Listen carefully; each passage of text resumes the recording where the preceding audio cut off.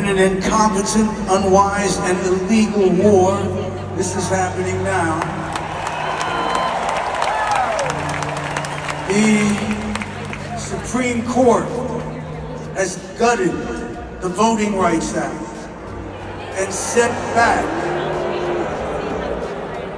They have gutted the Voting Rights Act and set back our historically hard-fought-for civil rights movement, a movement for which people marched, fought, and gave their lives. This is happening now.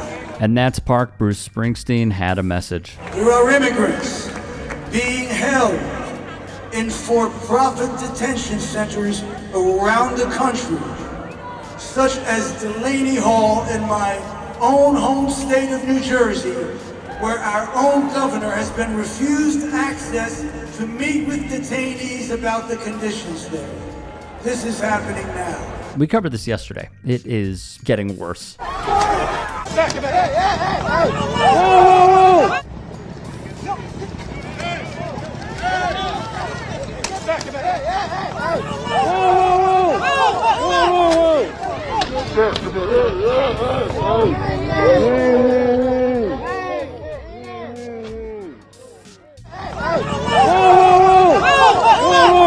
These are just some of the scenes outside of Delaney Hall. Our Justice Department has completely abdicated its independence and takes its marching orders directly from a corrupt White House. They prosecute our president's perceived enemies, they cover up for his misdeeds, and they protect his powerful friends. All this is true. The latest example? The Justice Department has launched a criminal investigation into the writer E. Jean Carroll. According to the New York Times and CNN, the inquiry is looking into whether Carroll committed perjury in a 2022 deposition. That's despite a 2024 ruling by a federal appeals court panel that dismissed claims E. Jean Carroll committed perjury. In 2019, Carroll published a memoir describing an encounter in the 1990s when she says Trump sexually assaulted her in a department store dressing room. When Trump denied the account, Carroll sued him and won $5 million in damages, with a unanimous New York jury finding Trump liable for sexual abuse and defamation. After Trump made disparaging remarks about E. Jean Carroll, she sued him again and won a second defamation judgment for over $83 million. Federal courts have upheld both verdicts, though on Wednesday, the U.S. Supreme Court deferred its decision on whether to hear President Trump's appeal of the $5 million civil verdict. It was the 12th time the Supreme Court has deferred the appeal. Trump weaponizing the DOJ to go after E. Jean Carroll. As one user wrote on the matter, so let me get this straight. Trump gets found liable by juries twice, owes E. Jean Carroll millions, then his DOJ launches a criminal probe into her? That's not justice, that's revenge, wearing a government badge. The great Matt Bernstein would tweet, "I cannot think of a more perfectly distilled example of why so many survivors of sexual assault don't come forward." Now, back to Springsteen. The richest men in America have abandoned the world's poorest children to death and disease through the dismantling of U.S. aid. This is no longer on the front page, but this is happening now.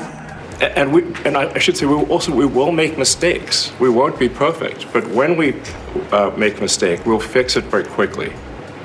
So, for example, with USAID, one of the things we accidentally canceled very briefly was Ebola, Ebola prevention. Is the Ebola outbreak in Africa linked in any way to the Trump administration's decision to end funding for USAID?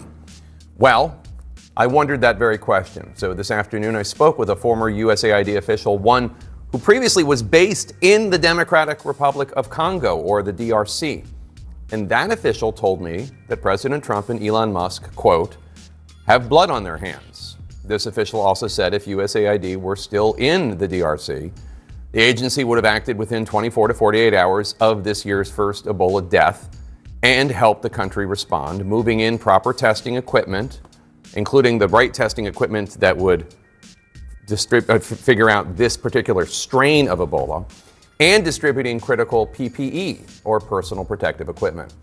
The head of the World Health Organization is also sounding the alarm about the scale and speed of this outbreak. As of today, the DRC reports at least 131 deaths from the virus, with 30 confirmed cases and more than 500 more suspected. Which can only lead one to this conclusion. MAGA is an anti-family, pro-pedophilia death cult. All of their policies lead to death. Look at Elon Musk. The richest man in the world has killed hundreds of thousands of people currently because of the dismantling of USAID. Bruce would have more. We are undermining NATO and the world order that kept us safe and at global peace for 80 years. Our museums are being told to whitewash American history of any unpleasant or inconvenient facts, like the full history of the brutality of slavery.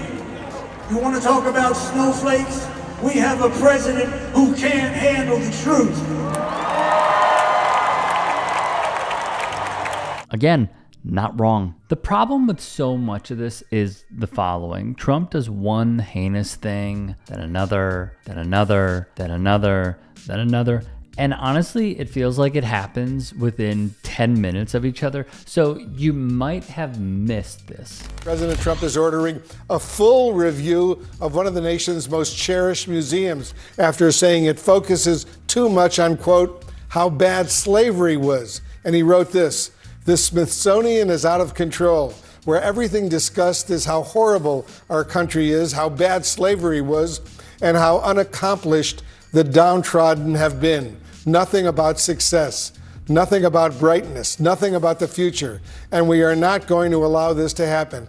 And I have instructed my attorneys to go through the museums and start the exact same process that has been done with colleges and universities," end quote. Well, first, I would say most of our public museums in the United States actually do not show how truly bad slavery was, because I think most Americans can't handle just the sheer agony, the sheer terror, the sheer violence it took to keep people enslaved their whole lives, laboring against their will, or to, most Americans can't really handle the agony of seeing children taken from their parents, or seeing the amount of terror that was required to keep millions of people enslaved. And so that, to me, as an historian, is actually what's quite interesting about this notion that it shows the way that the Smithsonian is presenting slavery. We have a president who wants to create a $1.8 billion fund to compensate and reward people who attacked our nation's capital, attacked our democracy, assaulted our police officers on January 6th.